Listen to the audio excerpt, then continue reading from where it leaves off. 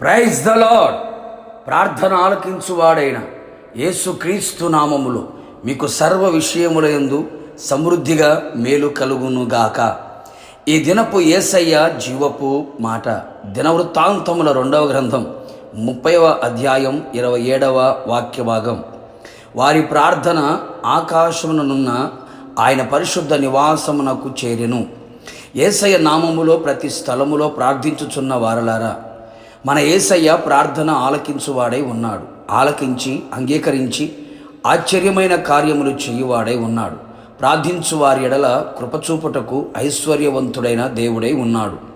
మనమందరము పవిత్రమైన పెదవులతో, పవిత్రమైన హృదయముతో, పవిత్రమైన చేతులెత్తి ఆయన సన్నిధిలో నిత్యము విసుగక, ఎడతెగక, మెలకువగా, ఏక మనసుతో, పట్టుదల కలిగి, ఉపవసించి, కన్నీళ్లతో మనం ప్రార్థించినప్పుడు మనము చేయుచున్న ప్రతి ప్రార్థన ఆకాశమున ఉన్న ఆయన పరిశుద్ధ నివాసనము చేరును.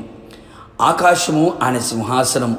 సింహాసనాసీనుడైన యేసునాథుడు మన ప్రతి ప్రార్థనకు నిశ్చయముగా జవాబు అనుగ్రహించి మన హృదయమును ఉల్లసింపచేయును. మన కన్నీటిని తుడుచును, దుఃఖమును సంతోషముగా మార్చును. మనము చేయనది యావత్తు సఫలపరచును. అడుగు వాటికంటేను, ఊహించు వాటికంటేను అధికముగా చేయువాడై ఉన్నాడు. ఆయన చిత్తానుసారముగా చేయు ప్రార్థన, ఆయన దృష్టికి అనుకూలముగా ఉండే ప్రార్థన ఎల్లప్పుడూ మనము చేయుదుము. లేవీయులైన యాజకులు లేచి జనులను దీవింపగా వారి మాటలు వినబడెను. వారి ప్రార్థన ఆకాశమున ఉన్న ఆయన పరిశుద్ధ నివాసము చేరెను. నిజమే నా దేవుని ప్రియులారా, మనము జనులను దీవించు వారమై ఉండవలెను.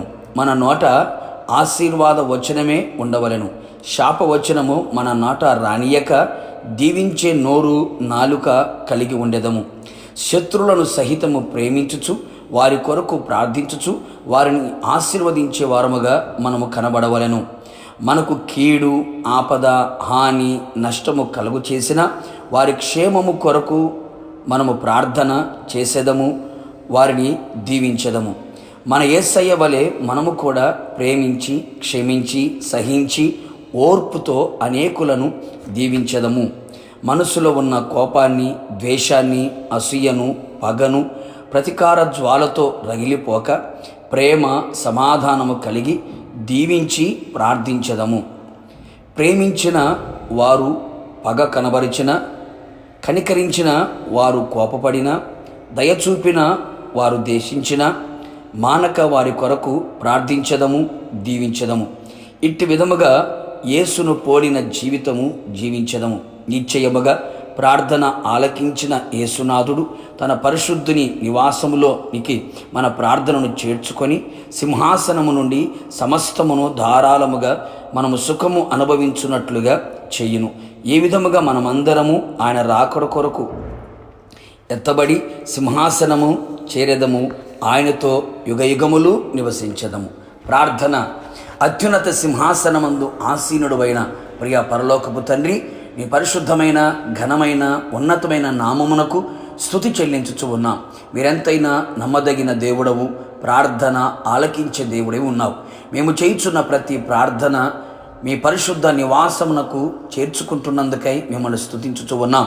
సింహాసనాసీనుడైన దేవా, మీ ప్రజలు మీ సన్నిధిలో ప్రార్థించుచు ఉండగా వారి ప్రార్థన మీరు ఆలకించి, అంగీకరించి ఆశ్చర్యమైన కార్యములు చేసి, ఓకమించిన ఘనకార్యములు చేసి మహిమ పొందమని, ప్రతి ప్రార్థన నీ పరిశుద్ధ నివాసమునకు చేర్చుకోమని, మమ్మల్ందరినీ మీరు రాకడ కొరకు సిద్ధపరచమని యేసు నామములో అడిగి పొందుకొని ఉన్నాము తండ్రి, ఆమేన్. నిశ్చయముగా మీరును మీ కుటుంబ సభ్యులందరూ చేయుచున్న ప్రతి ప్రార్థన సింహాసనమును ఉన్న ఆయన పరిశుద్ధ నివాసమునకు చేరునుగాక. God bless you.